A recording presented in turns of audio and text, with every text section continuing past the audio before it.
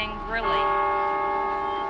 Christopher Rudolph Zarba Jr. I'm sad and I was lost when I heard that it has been collapsed. I was crying, but most people will not believe me probably because I'm Muslim. Because of the media, newspapers, the magazines, everywhere you look, they have always like all the bad elements of Islam. Islamofascists are murderers. It doesn't represent Islam. Bin Laden doesn't represent Islam.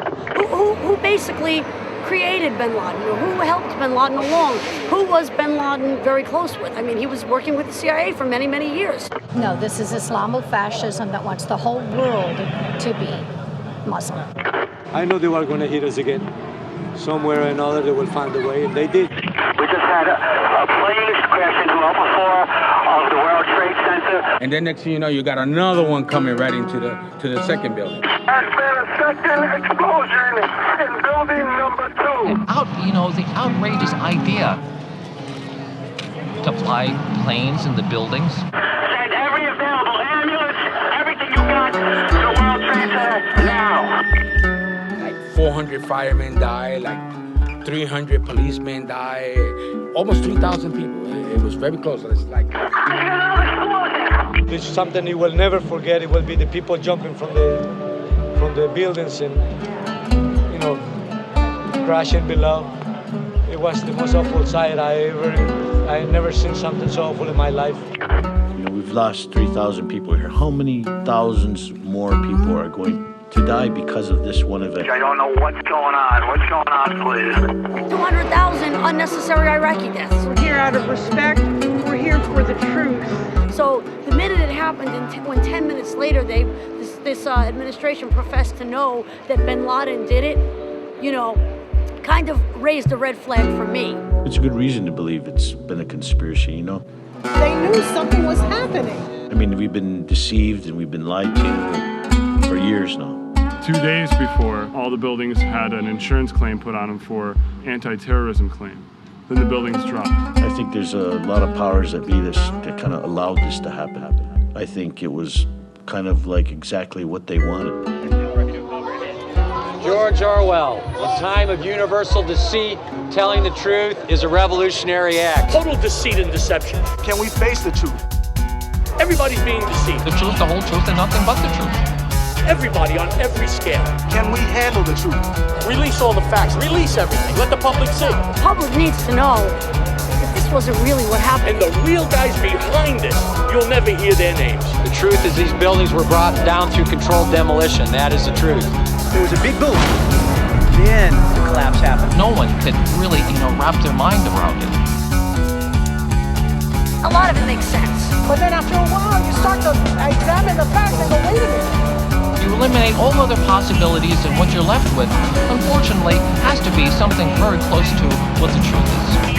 And I really believe that the evidence is leaning towards very strongly that this was an inside job. I just wish they were here when this happened.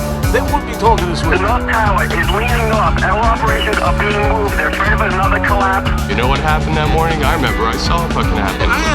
Planes hit the building and they fell down. So I don't care what they say. What could turn concrete into dust? The buildings fell at free fall speed. Nothing but dust and steel. The concrete turned to dust in midair. The building vaporized in front of everybody's eyes. All at once, upon its own footprint. I work 6 blocks from here. I know it from looking at it.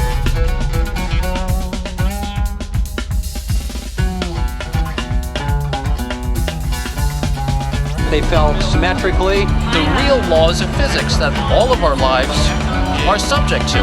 They fell in on themselves, which is the path of greatest resistance. You people won't even let anybody else talk. They found the guy's passport down here. Explain that. There were explosives placed in this building prior to the planes hitting. The BBC, 7 hijackers are still alive. They demolished the building. Steel doesn't need to hit 2,000 degrees. Let's say that story is true. Explain Building 7. The planes were divergent. Planes did not cause the buildings to collapse. That's the truth. It is a myth-making exercise, and the myth continues. Our president did not have anything to do with these bombings. It's filled with all kinds of visceral, feelings. But I honestly believe George Bush does not have an evil intent in his heart.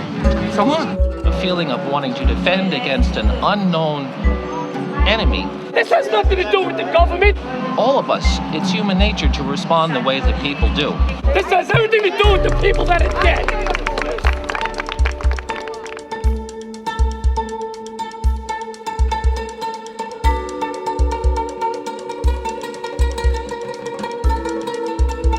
We're being lied to, and why?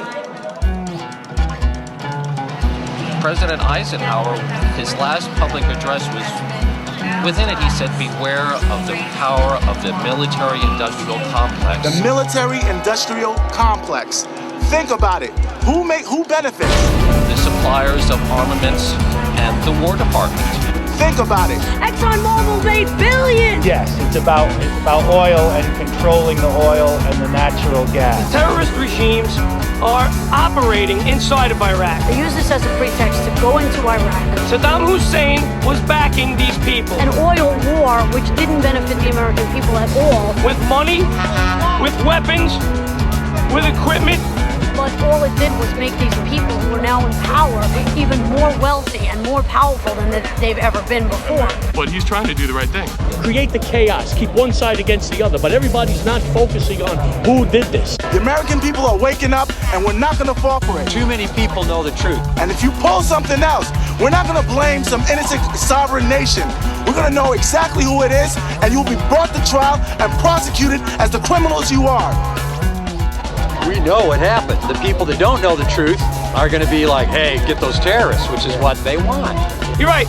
Terrorism attacks us at home, and you people think that nothing is wrong. They've crossed the Rubicon, so to speak. They can't go back. They've already committed treason.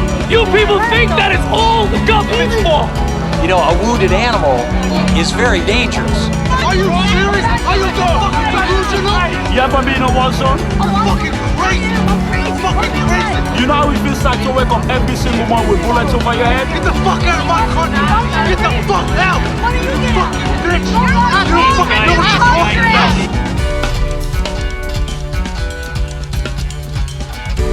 Now you get called a traitor if you dissent. We're patriots. We're here because we love our country. Now we're living in the age of McCarthyism. Again, you can no longer travel freely without being degraded, without being searched, without being singled out. We're going to lose all our freedom. We're going to be in a police state and nobody's saying nothing. Give up your liberty to be free. It's counterintuitive. Can you yell fire in a crowded theater? No, you can't. Can you threaten people? No, you can't. So free speech is not always free. If somebody has a difference of opinion, what are they going to do? They're going to be afraid to say something because they're going to be branded as a terrorist? The word free depends on the context. We have a right to ask the questions, and we have a right to have those questions answered. And you know what? In my opinion, and this will be my free speech here, I don't think it's right to come down here and disrespect the families and the friends of all our firemen and everyone who came down here. This is about mourning over the dead, my brother. We're doing more of a justice for the people that have died than their families who believe the hype that Osama bin Laden has done this. And I feel sorry for them. So I'm here to support the people who have passed away, and I'm here to support my country. I support America. I support our troops because they don't belong in the war, but I don't support my government at all. And everybody thinks that they have a say in this government. We have no say. You know, that's the thing, is if you cower in fear, they've won. It's only a perception that you have a say, but you don't have a say. The people that I know that I've talked to about 9/11 are afraid to live their lives. You don't know who is watching, who is listening. Try not to give in to your fears. Fight back against the terrorists. Go shopping. That'll make you feel better.